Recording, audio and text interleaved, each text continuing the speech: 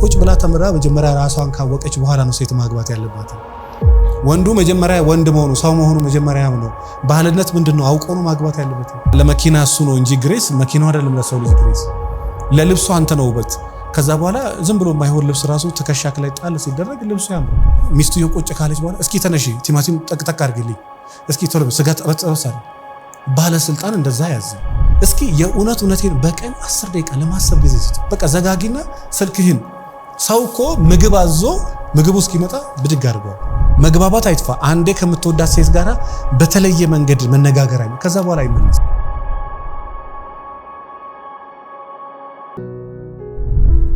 ምንድነው የሚለው? ይሄ በተደጋጋሚ መማረክ መሞከር። በተደጋጋሚ የሆነ ነገር ስታደርገው ለምሳሌ ምናልባት ያላገባችሁም ሰዎች ካላችሁ በትዳር ውስጥ የሆነ ችግር መፍታት ፈልጋችሁ በተደጋጋሚ አንድ ነገር ስትሞክረው እመነኝ ወይ ሰውየው ላይ ለውጥ ትፈጥራለህ ወይ ራስ ላይ ለውጥ ትፈጥራለህ። በስራ ዓለምም በተደጋጋሚ ይሄ ተስፋ ሳትቆርጥ ደከመኝ ሰለቸኝ ሳትል ስትታገል መጨረሻ ላይ ለውጥ ይመጣል። ይሄንም እኔ ምስክር ነኝ። የዛሬ 5 ዓመት ከምናምን በቃ 5 ዓመት ነው የጀመረው። ይሄን ፊቴን በቃ 5 ዓመት ካሜራ ይደበድበኝ። አሁን ነው አንዳንድ ቀን ረፍት ያለው። ይሄ ካሜራማኖቼ ይንገሩት እስቲል ግን ረፍት የለም። እስቲል እስካሁኗ ሰዓት ድረስ ደከመኝ ሰለቸኝ ሙዴ ነው ምናምን ብሎ ነገር የለም። በቃ ከዛ በኋላ ለውጥ ግን እናንተ የመጣችሁት ከዛ በኋላ በጣም ብዙ ወረፋ ይኖረው ከዛ በኋላ በጣም ትልቅ ስራ ይሰራ ነው ከዛ በኋላ። ከዚህም በኋላ ደግሞ እንደዛው የሆነ ነገር በተደጋጋሚ ይሄ ደከመኝ ሙዴ ነው። ሶሻል ሚዲያም ከሆነ በቃ በተደጋጋሚ ሰው በቀን 10 ቪዲዮ ይለቃል እኮ። ማስታወቂያ መስራት እንጀራሽን ማሳደግ ከፈለግሽ አንድ አይደለም 10 ቪዲዮ በቀን ለመስራትም መሰላቸት የለብሽ። በቃ ቆራጥ ለራሷ የቆመች ሴት ይቻላል አይቻልም። አንድ በቅርብ እንትን ያለች ሴት አለችና ባለቤቷ ሰውነቷ ላይ እኔ ሰውነቷ አይጋብዝም። እንደዛም ሆኖ በየቀኑ እንድታቅፋ እንዴት ነው ማቅፋ ጸግሽ? እኔ እንደምታየኝ 61 ኪሎ ነኝ። እሷ እንዲህ ነች። ስትራፖ ይዘኛል። እሷ እንትን ካልኩ እንዲህ ይላል። ይሄን ሰውነት አስተካክለ አትፈልግም። ከዛ ግን ደግሞ ለሊት መታቀፍ ደግሞ ትፈልጋል። ለዚህ ለቀፋት ካልክ እንዲህ ነው የምትለው። አዎ በነገራችን ላይ በነዋሪው ላይ በጣም ነው የሚረብሸው። የእውነት ኦፍ ኮርስ የወለደ ሴት ተወፍራለች። ግን ማስተካከል ይቻላል አይቻልም? ወደ 30 ኪሎ ነው ምናምን የቀነሰችው። እኔ ያኔ እርግጠኛ ነኝ እንደ ጠላት አይተሽዋል። እኔም ስናገር እንደው ለፈጣሪ ነው መቼ ምናምን ብለሻል። ግን ካሁኑና ከበፊት የትኛው ደስ የሚለው? አራሁ አቃሉ እኮ ራሴ ነው አቃሉ በቃ የራሴ ድክመት ነው። እኔ ራሴ ወሬኛ ነኝ። ዝም ብዬ ነው ለካ ማወራው። ለካ ማድረግ ላይ ይከብዳል። የእውቀት ችግር ለካ የለም፣ የተግባር ችግር ነው። በጣም ብዙ ለውጥ ነው ይቻላል አይቻልም? ይቻላል። በጣም ግትር በቃ ይሄ ሚስቱ የቆጨ ካለች በኋላ እስኪ ተነሺ ቲማቲም ጠቅጠቅ አድርግልኝ፣ እስኪ ቶሎ ስጋ ጠበጠበስ አይደል? ባለስልጣን እንደዛ ያዘም። ባለስልጣን እንደዛ ያዘም። የእውነት እስኪ አንተ አንዳንድ የተለማመደው እስኪ ሰው ልክ የሆነ ውሃ ስታመጣ ኪችን ራሱ ግባ እስኪ ገብተህ ሞክረው። ደስ ይላል አይልም እንዴ? ህሊና ያለው ሰው የሆነ ቁጭ ብለ እንዳባወራ ስታዝ ይሄ እኮ በጣም መውረድ ነው እኮ። ልክ ማዘዝ እንደምትወደው መታዘዝ መውደድ። አንዳንድ ጊዜ ኪችን መግባት፣ አንዳንድ ጊዜ ነገር ኩክ ማድረግ፣ አንዳንድ ጊዜ ይሄንን ተለማመዱት። ወንድ ከሆንክ ከተለማመድ ደስ ይላል አይልም? ምንም ባትናገር እዛ ወንበር ላይ ቁጭ ብሎ 4 ትእዛዝ የሚያዝዘዋል። ውሃ አንጪ ይላል፣ የእጅ ውሃ አንጪ፣ ሳሙና አንጪ። ያን ኧረ በጣም ነው የሚረብሽው። በዚህ ዘመን እንደዚህ አይነት ወንድ እንጀራ ይበላል። በጣም ሲበዛ ከባድ ነው። ልታረክ እኮ ትችላለች። ሰው ናት፣ ሰው አይደለችም። አንዳንዱ እኮ መሮክ በቃ የራሱ ጉዳይ ተብሎ እኔ ብዙ ጊዜ ለዛ ነው እኔ ወንድ ልጅ ክብር ምናምን ሲሉ አይ ኖ እሱን ክብሩን ተውና የሚያስከብር ስራ ሰራ። ከዛ የትኛውም ሴት ታከብራለች። ግን የማያስከብር ስራ የሚሰራን ሰውዬ ወንድ ልጅ ክብር ብቻ ነው የሚገባው፣ ወንድ ልጅ መከበር ይፈልጋል።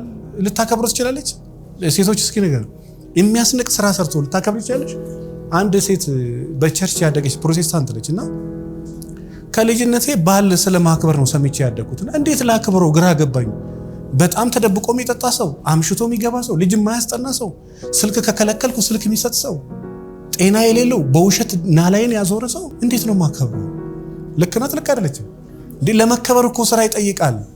ይሄ ዝም ብሎ አክብሪኝ አረ እንዳትሉ ፕሊስ እንዳትል። እኔ ክብር የሌለው ልብስ አለባበስ ለብሼ እዚህ ብቀመጥ አታከብሩ።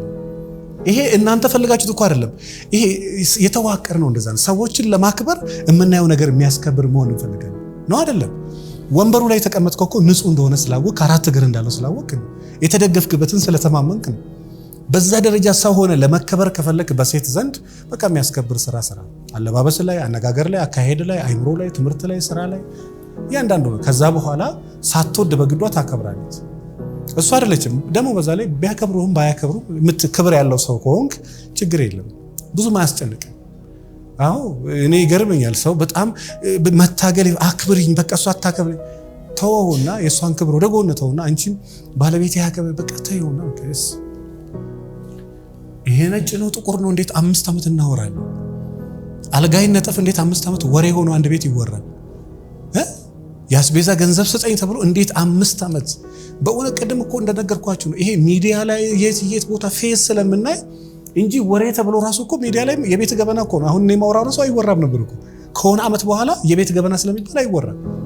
ለምን ዚስ ማች ነውር ነበር። አሁን ነውር የምትለውን ራሱ ሰው ነውር ነው አይልም።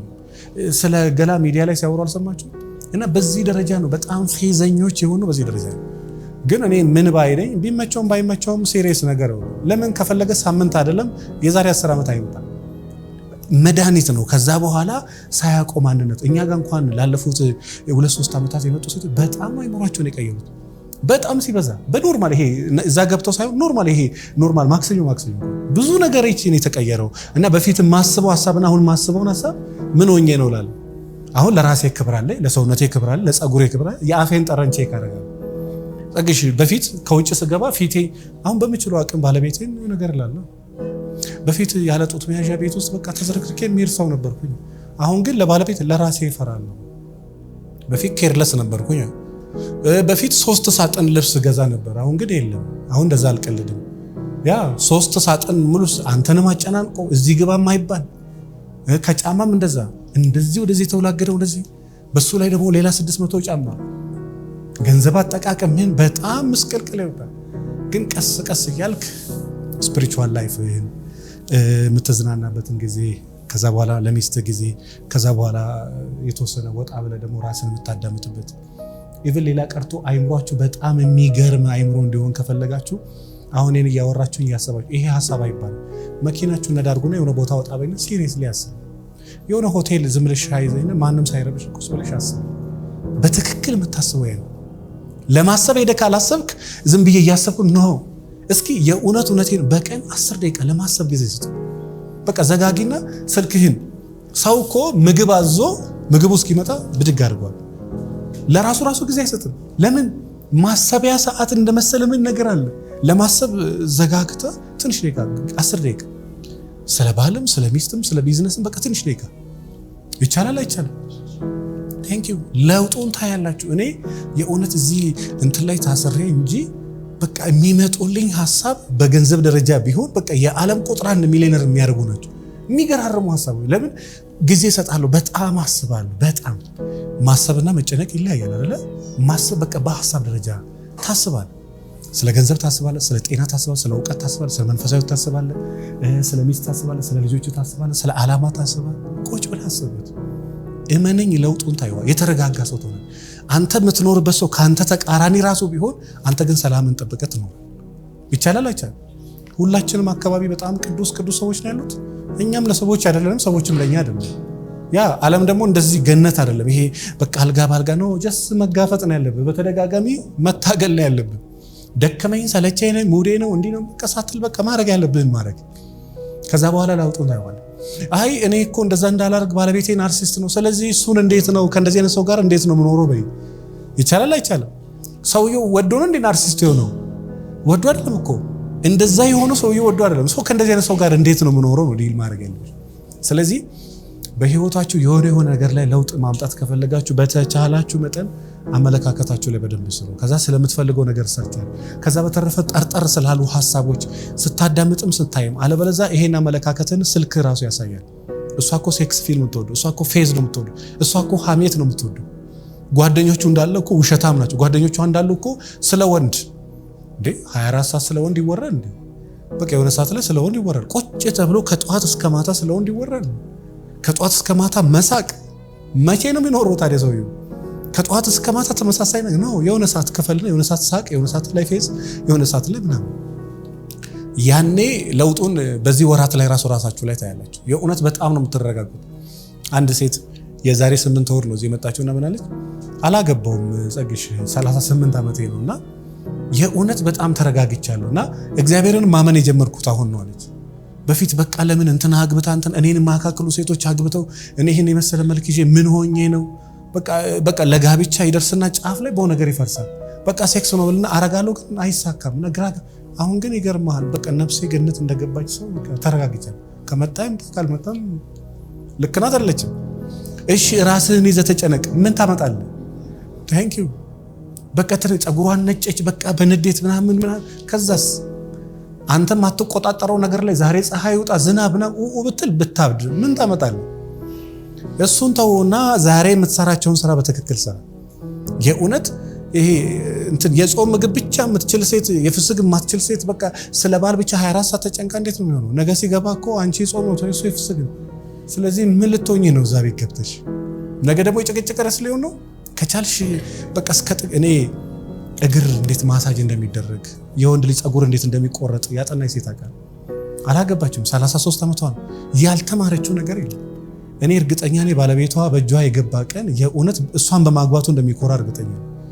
ራሱ እንኳን ደግሞ ወንዱ ቀርቶ የራሷን ያፍጠረን የራሷን ብብት የራሷን ሰውነት የራሷን ጥፍ እንዴት እንደምትጠብቅ የማታወራው የምታወራና ማታወራው ማስተካከል ነገ ሲመጣ የእውነት የጭቅጭቅ ርዕስ የሚሆነው ነገር ዛሬ ነው የምታስተካክለው። እንደው ለብቻችሁ ያላችሁ ሰው በጣም እድለኛ በደንብ ራስን በደንብ ሼፕ አድርግ። ከዛ በኋላ የሚነገረው ነገር በኋላ ላይ በቃ ምን እንደሚወራ ምን እንደማይወራ ታውቃ እንጂ በቃ ገብተውበት አይታችኋል። ሴቶችና ህፃናት ማህበራዊ ጉዳይ ሚኒስቴር ያወጣው መግለጫ አይታችኋል በምን ደረጃ አደጋ እንደሆነ። በቃ ከዚህ በኋላ ቁጭ ብላ ተምራ መጀመሪያ ራሷን ካወቀች በኋላ ነው ሴት ማግባት ያለባት። ወንዱ መጀመሪያ ወንድ መሆኑ ሰው መሆኑ መጀመሪያ ነው። ባህልነት ምንድነው አውቆ ነው ማግባት ያለበት። አለበለዚያስ ለሷም ችግር ነው ለራስም ችግር ነው። ስለዚህ በተለይ በተቻላችሁ መጠን ሴቶችም ያገባችሁ ባለትዳሮችም ካላችሁ እሱን ተይውና እሱ በሰላም ይኖርበት። እሷን ተዋትና እሷ በሰላም ትኖር። መጀመሪያ እስኪ አንተ ጋር አስተካክል። አንተ ራሱ ፐርፌክት ነው ወይ? ሚስት ትሪት መደረግ ትፈልጋለች፣ መሳም ትፈልጋለች፣ መወደድ ትፈልጋለች፣ መደመጥ ትፈልጋለች፣ እወድሻለሁ መባል ትፈልጋለች። ታረጋለህ ወይ? እሱ ታረጋለህ ወይ? እጇን ይዘው ነገር ታሻግራለህ ወይ? ስንት ጥያቄ ያለ እኮ አንቺ ጋር። እንደ ወንድ ትሪት ታረጋለሽ ወይ? ስልክ በትክክል ታነሻለሽ ወይ? 79 ጊዜ ደውሎላት እኮ ነው የምታነሳው ቤት። ይሄው 4 ዓመት ዛሬም ስልክ አታነሽም። ጭቅጭቅ። እንዲህ አይነት ሴቶች ካላችሁ ፕሊስ፣ እንዴት 10 ዓመት ስልክ አታነሽም? ጭቅጭቅ እንዴት? አንዴ እኮ ይወራል፣ ሁለቴ እኮ እድሜ ልክ ስልክ አታነሽም። ይረብሻል አይረብሽም? በጣም ሲበዛ አይምሮ ያለው ሰው አንድ ጊዜ ስልክ አታነሳም ተብሎ አስተያየት ይሰጣል። ሁለቴ ይነሳል፣ ሶስቴ እድሜ ልክ ስልክ አታነሽም። የፍርድ ቤት ጫፍ ላይ ደርሷል። በምን ስልክ አታነሳም? ስራቸው ደግሞ ከሷ ጋር ያገናኛል። እሷ አታነሳም። አታንሺ ቢላት እርግጠኛ ነኝ ማንሳት ልትጀምር ነው ያ። ስለዚህ ፕሊዝ አንድ ነገር ሰው አንዴ ብቻ አስተያየት ይስጣችሁ፣ ሁለቴ ከዛ በኋላ የመርሳት ችግር ካለ ጥቁር ቸኮሌት መብላት ይቻላል። አትክልቶችን ምናልባት ይሄ አይምሯችሁ መርሳት በጣም የጀመረው ይሄ ሌላ ውጥረት ጭንቀት ይሄ ተከምሮ ሌላውን ይሄ ያስገባችሁበትን ነገር መዝግቦ ማስቀመጥ አቅቶታል። ስለዚህ ጭንቀት ቀንሱ፣ ሶሻል ሚዲያ ቀንሱ። በጣም የምትረሱ ከሆነ በቃ አይምሯችሁ መያዝ የሚገባውን ነገር መያዝ ያልቻለው መያዝ የማይገባው ነገር በቃ ተጠቅጥቆበታል። ትንሽ የተወሰነ ረፍት አድርጊ፣ ስልክሽን ተወት አድርጊ፣ በቂ እንቅልፍ ተኚ። በቃ ከዛ በኋላ ታይዋለሽ ለውጡ። ያ ካልሆነ ደግሞ ወደ ሕክምና። ሁለት አይነት መርሳቶች አሉ። ለምሳሌ ይሄ ነጭ ነው ይሄ ምን ነበር ብሎ መጠየቅ አደገኛ፣ ወደ እብደት እየደረሰ ያለ መርሳት። ውሃ ከመሬት አንስታ ይሄ ምን ነበር ለካለ ይሄ ወደ እብደት ጫፍ ላይ ደረሰ። ግን የት ነበር ውሃውን ያረኩት ካለ ይሄ ጤናማ አይነት መርሳት። ጤናማው መርሳት አለ፣ በጣም የእብደት መርሳት ደግሞ በጣም ጫፍ የደረሰ የአይምሮ ጤና ኬዝ ዳጋ የደረሰ አይነት መርሳት አለ። ኖርማል ደግሞ መርሳት የት ነበር ያረኩት ይሄ ኖርማል። በጣም ከበዛ ከዚህ አዋሳ እኮ ብዙ አይደርሰው እኮ ለምንድን ነው እዚህ የመጣው ብሎ ያለው መኪና ዳራ ሲይዛ ደንግጥ። ራቆቷን መኪና ልብስ ሳትለብስ መኪና ከግቢ አውጥታ ይደርሳ የት ነው እየሄድኩ ያለሁት ምን ሆኜ ነው ያለች ሴት አለች። ከቤት ወጥቶ እኮ ሀገር አቋርጦ ወደ 100-200 ኪሎ ሜትር ከነደበለ የት ነው እየሄድኩለት ብሎ ቆሞ ያ የእውነት ነው የምነግራቸው። በጣም ሰው በሐሳብ ያሳዝናል አያሳዝንም? ይሄ ሰውዬ ሚስቱ ጋር ደግሞ እንዴት እንደሚጣላ አስቡት። እቺ ምስኪን ሴት ከባለቤቷ ጋር ደግሞ በመርሳት ችግር እንዴት እንደምትጣላ አስቡት። በዛ ላይ ደግሞ እኛ ሀገር ሰው አንዴ አንተ መርሳትህን ካወቀ እሱ ረስቶ አንተ ረሳ ይላል። እሷ ረስታ አንተን የረሳኸው ትላለች። ለምን? የመርሳት ችግር እንዳለበት ታውቃለች።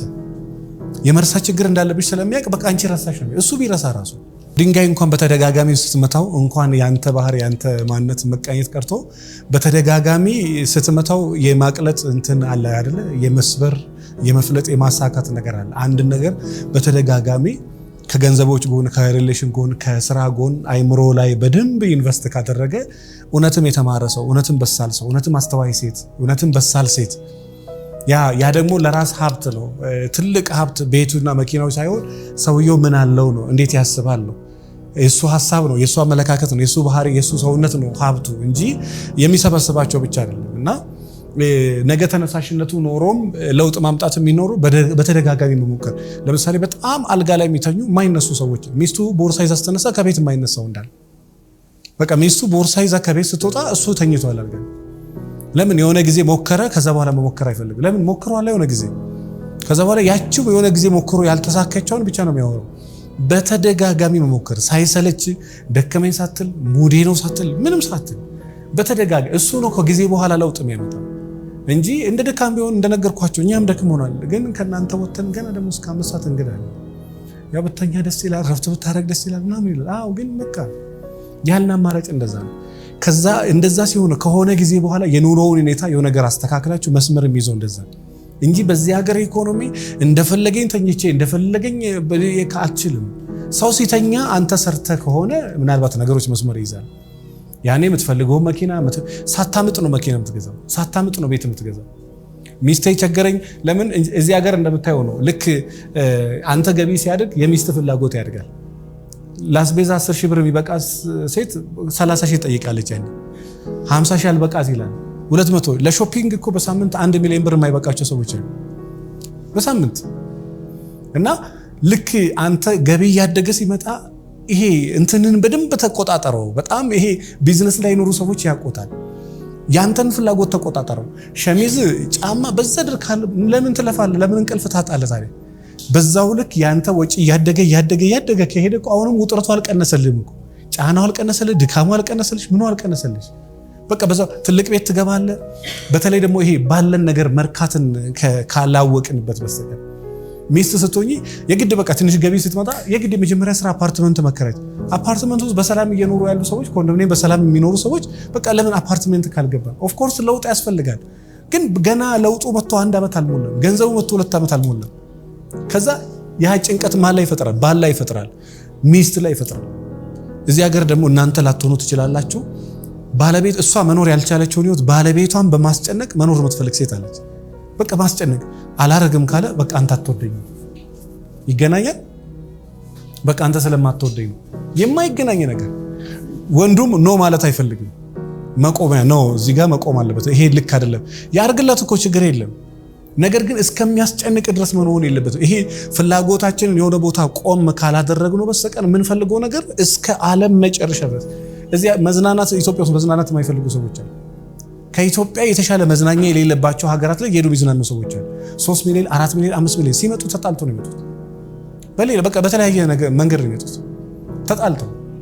ስለዚህ ይሄ ፍላጎት እያደገ ሲመጣ ገቢ እያደገ ሲመጣ ፍላጎት እያደገ መጥቶ እሱ ራሱ ሌላ ጭቅጭቅ እንዳይመጣብህ በደንብ ያንተን ተቆጣጠረው።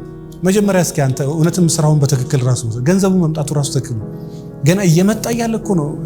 ቅድም እንደነገርኳችሁ 7 ሚሊዮን ብር መኪና ገዝቶ 2 ሚሊዮን ብር ከስሮ በአራተኛው ወር እንደሸጠው ሰው ምን መጀመሪያ ራሱ ምን አንጠራራው እዛ ድረስ። ለመኪና እሱ ነው እንጂ ግሬስ መኪናው አይደለም ለሰው ልጅ ግሬስ። ለልብሱ አንተ ነው ውበት። ከዛ በኋላ ዝም ብሎ የማይሆን ልብስ ራሱ ትከሻክ ላይ ጣል ሲደረግ ልብሱ ያምርባል። ሰውነትሽን በትክክል ከሰራሽው ልብሱ ለበስ ስታረጊው ልብሱ ያምራል አያምርም? መጀመሪያ መሰራት ያለበት እዚህ ነው። ይሄ ሰውነት ቢቻል መጀመሪያ አይምሮ፣ ከዛ በኋላ ሰውነት፣ ከዛ በኋላ በቃ ልብሱን ጣል ስታረጊው ያምራል።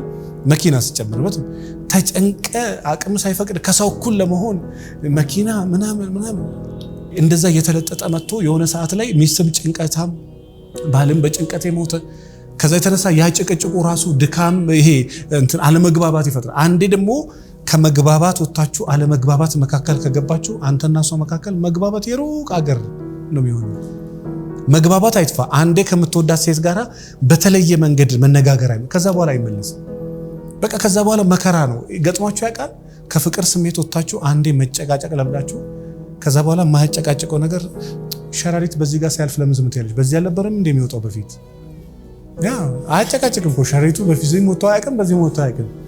በዚህ አልነበር የሚሄደው ለምንድን ነው በዚህ ያደረግሽው? ያኛው መስኮት ለምንድን የተከፈተው? ኧረ እሱ ክፍት ነው መስኮት የለውም በፊት። ኦኬ ታዲያ እንደዛ አትይም እንዴ? ስትናገሪ ድምፅሽ ያንቃጭላል፣ ኤኮ አለው። የማያናግር ነገር ለምን አንዴ ለምደኋላ፣ አንዴ ጭቅጭቅ አትልም።